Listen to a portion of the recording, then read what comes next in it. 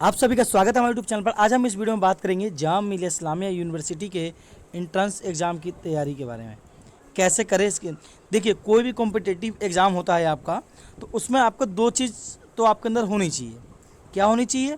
पहली चीज़ तो आपके अंदर स्पीड होनी चाहिए, स्पीड। और दूसरी चीज़ आपकी एक्यूरेसी। अगर आपके पास स्पीड प्लस एक्यूरेसी है तो आपको उस एग्ज़ाम में सक्सेस मिल जाएगा।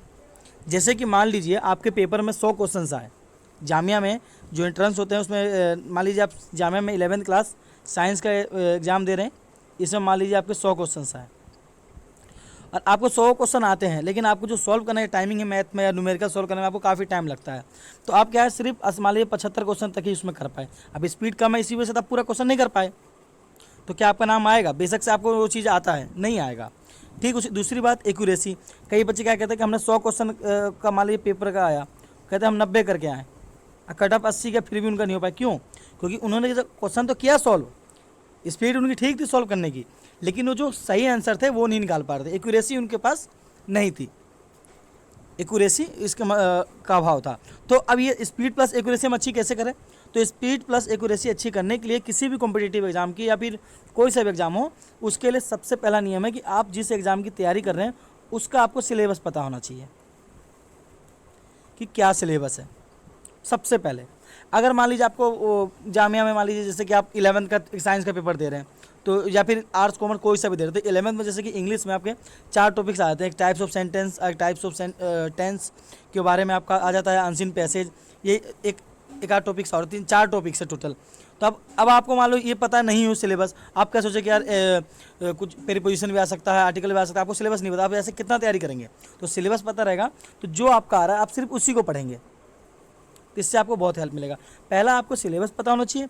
दूसरा आपको ये पता होना चाहिए कि आपका एग्ज़ाम जो होता है वो कैसा आ रहा है, किस पैटर्न्स में हो रहा है। ऑब्जेक्टिव टाइप्स हो रहा है, ऑब्जेक्टिव में भी किस पैटर्न से आ रहा है। एग्जामिनेशन का जो प्रीवियस ईयर 5 साल का अगर आप क्वेश्चन पेपर देख लेंगे आप अच्छे से, तो इससे आपको काफ़ी हिंट मिल जाएगा।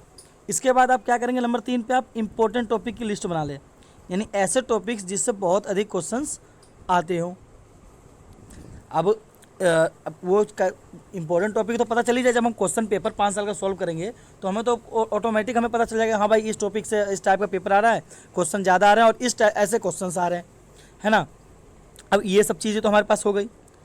अब इसके बाद हम लोगों को रिवीजन भी तो करना है। अगर हम रिवीजन नहीं करेंगे, चौथी बात आपकी आती है रिवीजन।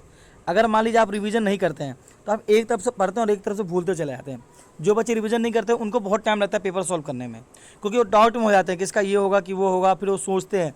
तो सोचने में जो होता है आपका काफ़ी टाइम बर्बाद हो जाता है। तो इस आप रिवीजन करते हैं, आप बार बार पढ़ते रहते हैं, तो आपको कोई भी चीज़ जो आपसे कोई पूछेगा तो आप तुरंत रिप्लाई देंगे, क्योंकि वो आपके फिंगर पे आएगा, मतलब आपको एक अच्छी तरह से आपको समझ में वो आ गया है। तो आप रिवीजन करते रहे। देखिए, मैं आपको रिवीजन के बारे में बता दूँ, आप ज़्यादा नहीं तो मिनिमम 25% अपना टाइम एवरी डे, यानी कि मान लीजिए आप 4 आवर पढ़ते हैं तो 4 आवर का जो आपका 25% हो गया 1 आवर, 1 आवर आप अपना रिवीजन में ज़रूर दें।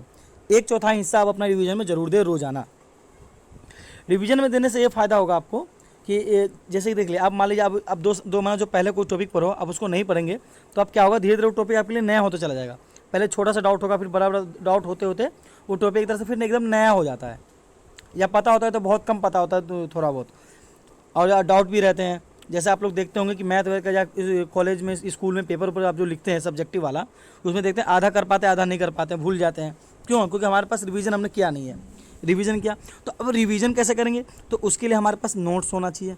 तो आपको 5वीं बात, आपको नोट्स आपको बनाना है। नोट्स बनाना है।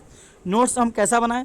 देखिए, नोट्स जो आपको ऑनलाइन बहुत मिल जाएंगे आपको फ्री में, लेकिन उनसे कोई फ़ायदा नहीं है। आप अपना पढ़िए, आप अपने दिमाग से अपनी भाषा मिलकर, हाँ उनकी सहायता लीजिए उस नोट्सों की, कोई दिक्कत नहीं है, लेकिन नोट्स हमेशा अपनी लैंग्वेज में बनाएं और ऐसी बनाएं जो आपको समझ में आ जाए।